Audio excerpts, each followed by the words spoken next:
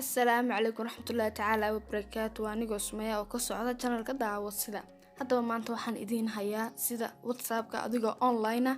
adoo offline la iskaga dhigo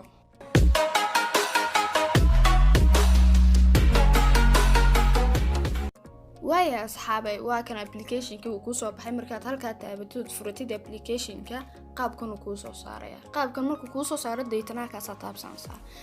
haddana halkaas aad ku celinaysaa haddana halkaas aad taabsanaysaa deetana inta saas uu ku soo baxaya wakaas WhatsApp meeshaas uu ku qoran yahay Facebook wax kala xataa Messenger-ka waad ku isticmaali kartaa imika waa kan tusaale ahaan waa kan message baa la soo diray halkan aan ka akhrisanaya warka halkan aan ka akhrisanaya ma aragtaan kana message-ka ka akhrisanaya mar rabiino qofkaasi arko inaan message-kiisa arko ama aan de message-kiisi aan uga jawaabi lahaa ma fahanteen warka hadduu asxaabay muuqaalkan ku cajibiyay fadlan subscribe-ka like-ta share-ka comment-iga